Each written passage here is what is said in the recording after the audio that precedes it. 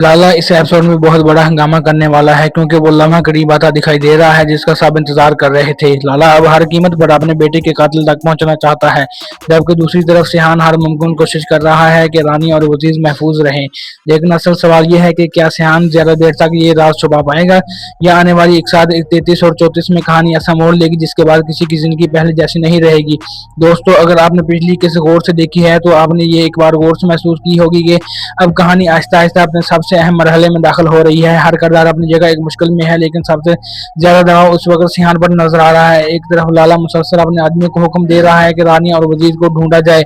उसका यकीन है कि अगर ये दोनों मिल गए तो अपने बेटे के कत्ल तक पहुंचने में ज्यादा देर नहीं लगेगी।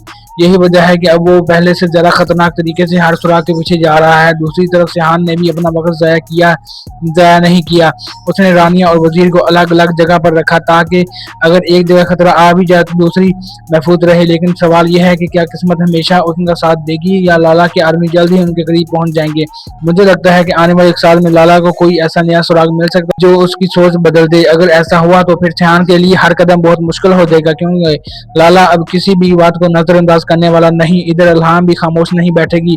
वो मुसलसल रानिया को हौसला दे रही है, उसे समझा रही है कि डर कर जीने से कुछ नहीं होगा। यही बात इशारा देती है कि रानिया अब पहले से ज्यादा महफूज किरदार लेकर सामने आ सकती है। और दोस्तों, एक सीन जिसे शायद बहुत से लोगों ने नजरअंदाज किया, वो एलफ की सालगिरह का जिक्र था। मेरे ख्याल में ये सिर्फ एक जज्बाती लम्हा नहीं था। मुमकिन है यही बात आगे चलकर सिहान के किसी बड़े फैसले की वजह बने, लेकिन असल खेल अभी शुरू होना बाकी है।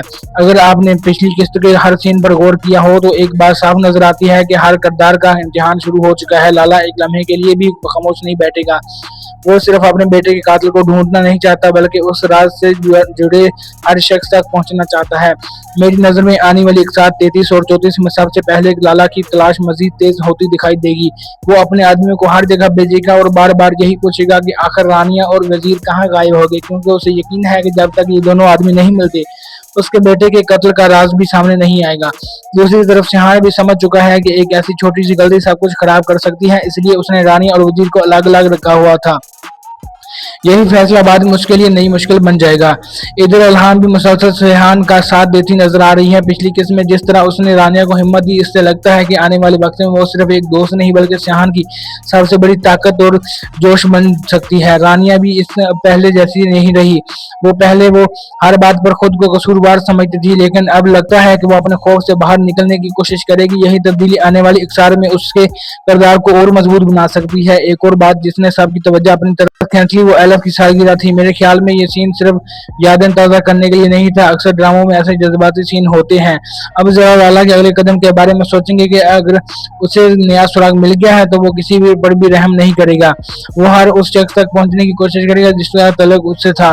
मेरी प्रोडिक्शन यही है कि 133 और 34 में राज आहिस्ता आहिस्ता खुलना शुरू होंगे। लाला की तलाश मजीद खतरनाक होती जाएगी, सिहान पर दबाव बढ़ता जाएगा और अगली किस्त के लिए नाजरीन का इंतजार और बढ़ता जाएगा। आपके ख्याल में क्या लाला इस बार सच के मजीद करीब पहुंच जाएगा? क्या सिहान अपने मंसूबे में कामयाब होगा और क्या रानिया और वजीर महफूज रह पाएंगे?